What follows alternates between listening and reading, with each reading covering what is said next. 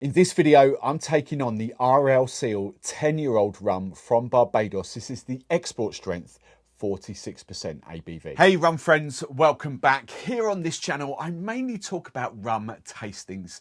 Each month I take a different country or different island in turn, and I'll try and find my favourite rum for neat sipping and cocktails as we go through the series. We start off with the cheaper rums, ended up with the more expensive rums. So if you like the sound of that, make sure you hit that subscribe button so you don't miss any of the future videos. So right now you're joining me deep into Barbados. This is now the 17th rum that I have tasted in Barbados, and you can see what's going on there. I've just had to watch the previous video back because this is now 2 weeks in a different filming session to what I had there. So I remember what I said, I remember what I thought. That's the whole reason why there is 3 rums in there. Now I have revisited the Mount Gay, and watching that video back with the tasting notes, that hasn't changed a bit. So that little bit of extra sort of pouring out and tasting on there is still how I feel about that rum. Exactly the same sort of tasting notes. I'm not picking up anything different on there.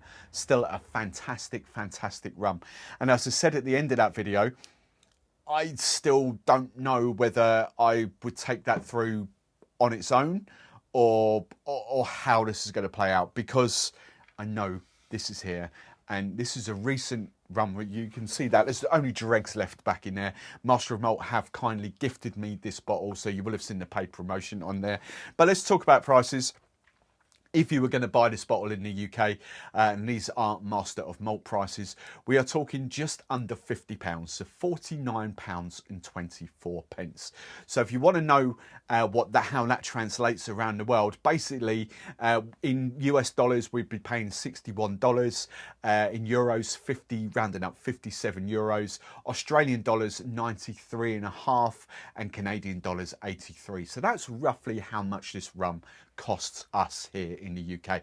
But as I say, I want to preface this.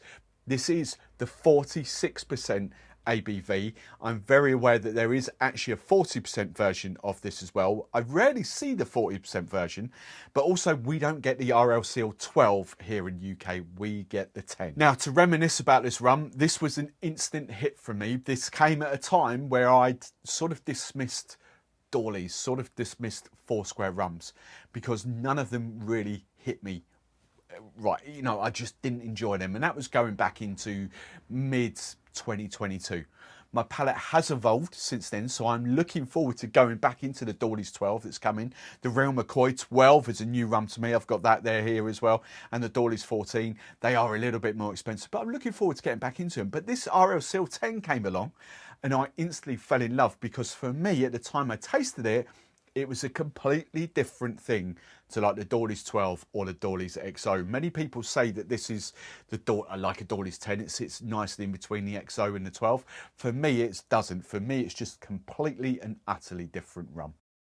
Now, I purposely haven't had the Doorlys 12 in a very long time. Well, not purposely. I haven't actually had it for 6 or 7 months now. It's just been sitting behind the bar, so I've got no recollections of what this is. But instantly, what I'm going to say about this off the aroma, this is a much lighter style of rum and a fruitier style of rum. And even though this is a brand new bottle, I did make sure that this was popped yesterday. I poured a bit out of the bottle, so this has had plenty of time to acclimatise, if you like. Now, the notes I pick off of this, I would say heavy vanilla first up front. It doesn't smell sweet, but I do get a heavy vanilla vibe coming off there. I could tell it's an aged rum. I'm making no mistake with that, but it doesn't smell long aged to me. Actually, I would probably pick this at around about a 6-year-old. That's the kind of vibes that I get off this from the wood that I kind of get there. But I do get a lovely bit of tropical fruit off the back of that, a little bit of coconut. But then once you peel that coconut back and sort of really, you know, really deep dive in there, you sort of get what I would then associate with heavy aged rums, you know, the dried fruit vibes that are coming off there. Even a touch of sort of apricot that's coming off the back there. There is a faintest hint of sort of chocolate, like a dark chocolate. Actually, not a dark chocolate. I would go more dairy milk. It's the faintest hint of dairy milk coming off there. But, you know, when we're talking about a 10-year-old rum, to relate this to other 8-year-olds and 10 and 12-year-old rums, it's like there's no, like, cinnamony spice. And like what I get off some of the Foursquare rums, you know, that sort of peppery tingle, that cinnamon, nutmeg, clove sort of spice. I don't get any of that. It just smells lovely, vanilla-y, mellow and light with a little bit of fruit in there. Now I've started doing this, so I'll take you through other people's nosing notes of this. Vanilla, yeah. Woody, caramel, yeah. I'd potentially say more sort of vanilla, but yeah, I can get on board with caramel. Coconut, yes, definitely. Dried fruit, dark chocolate, spice. I'm not really picking spice off that, I'll be honest. Molasses, again, it smells like rum. If that's what you associate molasses with, I mean, it smells like a good rum. So yeah, I could probably get there. Toffee, toasted, fruity, varnish. I don't get anything varnishy off that at all. Toasty, no, it's the vanilla sort of characteristics come on there. Glue, no.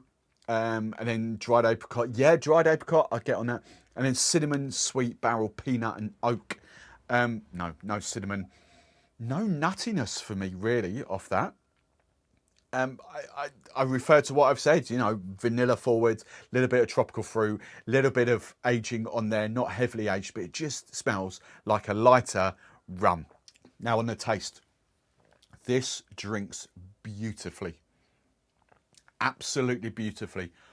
46%, no. It's not hard work at all. It's absolutely lovely rum. I would say it's a lot lighter. It is a light style of rum. I don't know the DNA of how much column to pot has gone in there. It might all be pot. I don't know. It's one of these phenomena. That's why I like to learn about, and the British guys, you know, I can get access to the stills and how they're making stuff, because at face value, I would say that this is a column still rum. But knowing what these, you know, these very experienced distillers can do, this might be pot. I generally don't know, but I'm classifying this as a lighter rum. We know it's not dosed. There's no sugar added to it, which makes my next statement even more, what's the worst, a testament to how this is put together, because there is absolutely no wood burn at all, no peppery tingle, no cinnamon spice, you know, none of that evidence that the rum has been in the barrel a long time, and tannins and all that. There's a tiny minuscule amount there, but it just goes down, so it's silky smooth. And I hate using that word because a lot of people will associate smoothness with sugar, but this is just silky smooth, goes down so well. The only minuscule downside for me is I don't get the fruit off the nose. I don't really get that on the palate. What I get is, yes, barrel aging, the taste, not the experience. This is going to sound bonkers.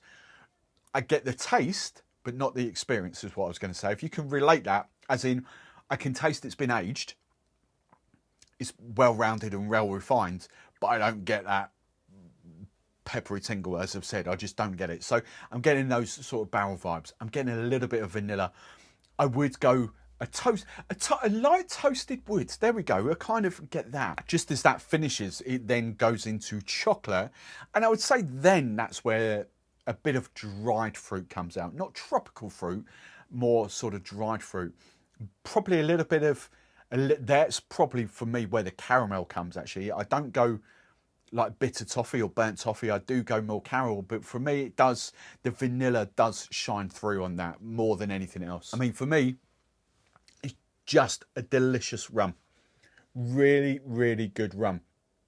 As I say, probably similar to the Mount Gay. This has got less feisty, tanniny spice on it than the Mount Gay. The Mount Gay still doesn't have a lot, but I would say that this has got less. So for me, this makes it more approachable. You know, it just, what I had in my head about like the Doorlys XO and the Doorlys 12 when I first tasted this just completely shattered those illusions, because I was like, I didn't think I liked Foursquare Rums. And then I tasted this, I was like, ooh, that's delicious. That's really, really good. So there's not much more I can give you. I will give you other people's tasting notes so I can kind of guide you through what others have thought, you know, like oak, vanilla, roasted, dark chocolate, woody, dry. Yeah, as I said, the dryness, it's a little bit of tannin, but not too much, but I kind of agree with all of those. Spicy is quite healthy. Quite a lot of people put spicy and nutty. I don't really, that doesn't really sort of translate to me. I wouldn't call it spicy. I can't pick like a liqueur off like an amaretto or a frangelico or anything like that. So I wouldn't go nutty. I don't get those profiles. Fruity, definitely on the finish for me. And then here we go with some weird ones. Green pepper, no. Bitter, no. Citrus, no. And then we've got coconut. I'm still saying more dried fruit, not coconut. Sweet as in if you've used to the 12-year-olds, as I would say yes, it is sweeter. But is it a sweet rum like the Plantation XO? No, not even remotely close. Oily, no. Black pepper, no. Dried dates, that for me would be like an inherent sort of molasses-based rum kind of thing. And then roasted notes, light. Butterscotch. Butterscotch is a good shout, actually. I could get on board with that. So kind of 50% I would agree with there, 50% I wouldn't. Now moving on to one of the critical tests that I've adopted, sort of most of the way through this series, is that Rum Fashioned. A tiny, minuscule amount of sugar with a bit of dilution, bit of an ice cube in there. Wow. And as I mean, you know, to relate those ratios up, if that was a 60 ml of rum, that would be at the very most 10 ml of sugar. I've done, you know, it's probably about 20 ml of rum in there, and I've literally done about 2 ml of sugar. If that is like a fraction of, that's a 5 ml bar spoon, and I'm talking about a fraction of that. So about 2 ml of sugar. Wow. That with the dilution just lifts it, and I've got all these tropical flavours coming out now. The vanilla is still there though. There's plenty of fruit notes coming out. Now I get that coconut that comes out. Potentially, there's no potentially about it. That's my favourite Rum Fashioned of the series so far. That is stunning. Absolutely love that. And I think it's because it's 46% ABV as well. You know, that extra, what was Matt gave? 43, wasn't it? Yeah, 43. That extra sort of 3%. It doesn't sound much. And, you know, if you're new to rum, I totally get it. You're making, well, it's only 3%. It makes you know, what difference that make? But I promise you, to start off at that entry level, a 40% makes a huge difference over a 37.5%. You know, and that's only 2.5%. So to have a 46%, okay, ignoring the Mount Gay, but over a 40%, that extra 6% really does carry flavours through. And I've said this about British rum. I'm not going to go off on too much of a tangent, but you know, there's some certain British rums that I like. You know, I'm not going to mention it, but a couple of rums that I would love just at like 44, 46%, just for the flavour. That is absolutely stunning. I mean, that's really good. Easily by a landslide, my favourite Rum Fashioned out of this series. And now the cocktail test. This month is the Rum Punch, but an old school Rum Punch. 1 part sour, 2 parts sweet, 3 parts strong, 4 parts weak. No spice, because I just want to let the rum do the work. So it is brown sugar, it is lime juice, it is the rum, and it is soda water. You know, back old school, yeah, it wasn't fruit juices and all that kind of thing. But that just works so well for me to let a rum shine through. It's got that punch characteristics, but the rum doesn't get lost. Now, for this, the RL Seale, again, I think it's the ABV. Stunning. Absolutely stunning. And this is going to be a very, very easy summing up. And this is why I was kind of struggling in that last video. Because now let's relate this to, so it's fresh in my mind that I've kind of browned it out. Mount Gay XO, 59. So we're £10. We're £10 cheaper than the Mount Gay XO. £10 cheaper. We are stronger. Therefore, for me personally, it's going to work better in cocktails. I have absolutely no hesitation. And this is going to be, I'm going to have to put a caveat in here. But summing up, all three have gone. All three, because that is now the rum I take through. It's a neat sipper. It is a cocktail rum. Hands down. And it's not even a conflict in my head. The one statement I will make, and this is purely a little bit of bias, I still flipping enjoy that. And I'm going to always have a bottle of that around. I am always going to have a bottle around. But this is me personally. That's my personal kind of thing, to try and help you guys. And I know everyone's palates are different. Everyone's got, you know, different money situation. I get it. I completely get it. But for me, absolutely no contest. I do have banter with Foursquare a lot. I do kind of, you know, I do say I'm Team Plantation and all that, but I do it for the wind up. I do it for the giggles because, let's be honest, a lot of the Foursquare fans are quite highly strung. Again, winding up. But I'll give credit where credit's due. For me and my palate, that's stonking. Absolutely stonking. I fell in love with it from the first bottle I had. And yeah, I don't know whether the lower ABV version would work as well. I have no idea. I don't see it. I know it's out there, but I haven't got it.